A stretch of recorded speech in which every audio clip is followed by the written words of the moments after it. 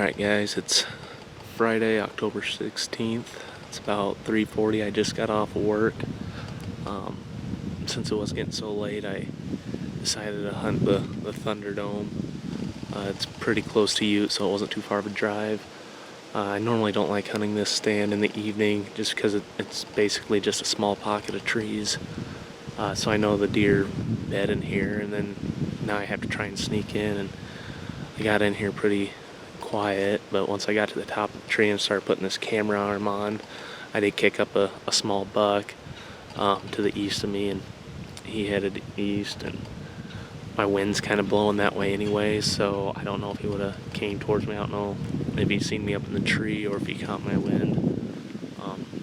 But I thought this was the only spot I could get to quickly before it got too late in the day.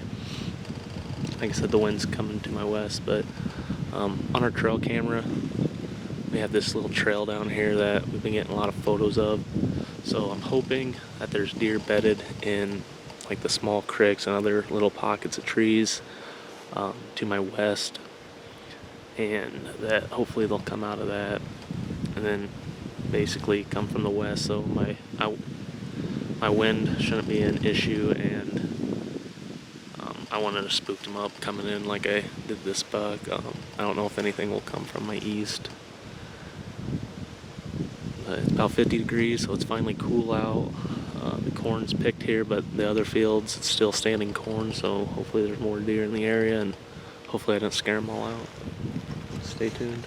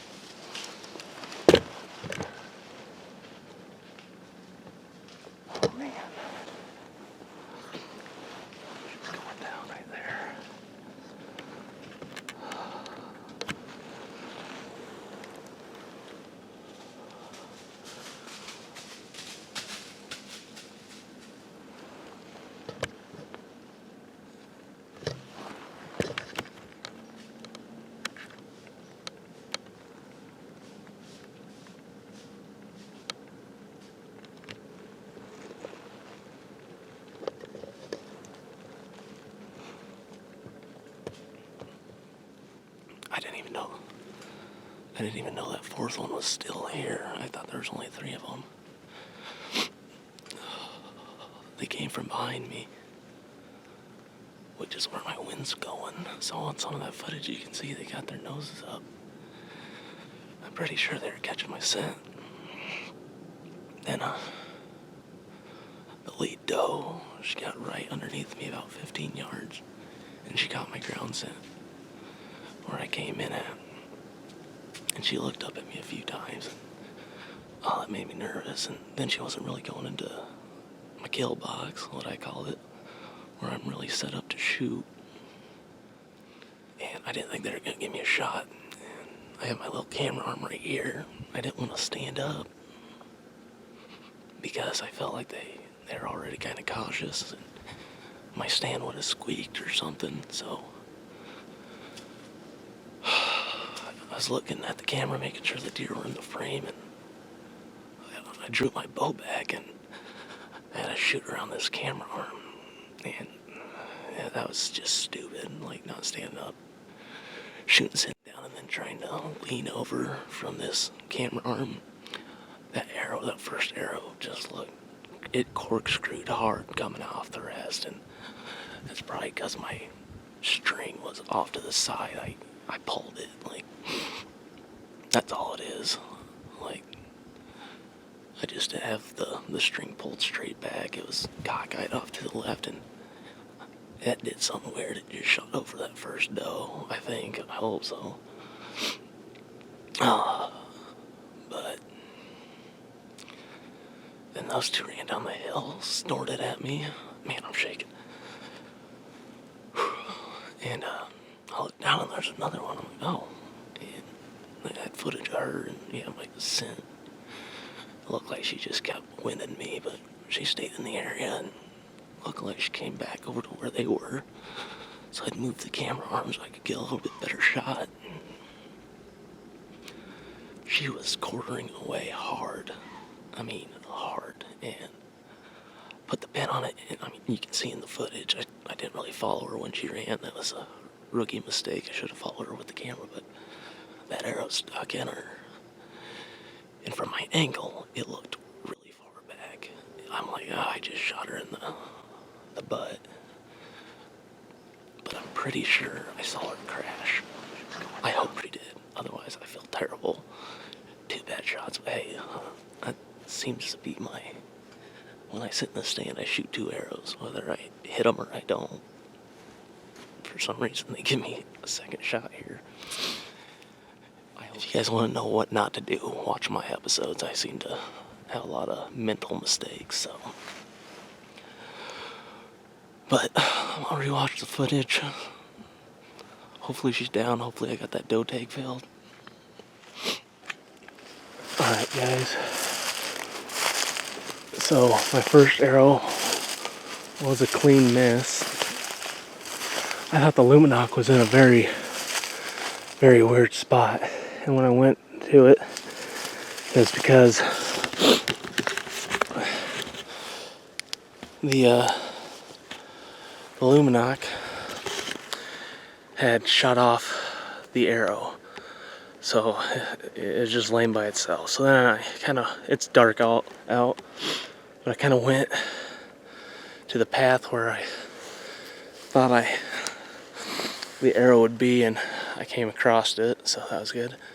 This tree right here is where I thought that deer went down, but she wasn't laying here.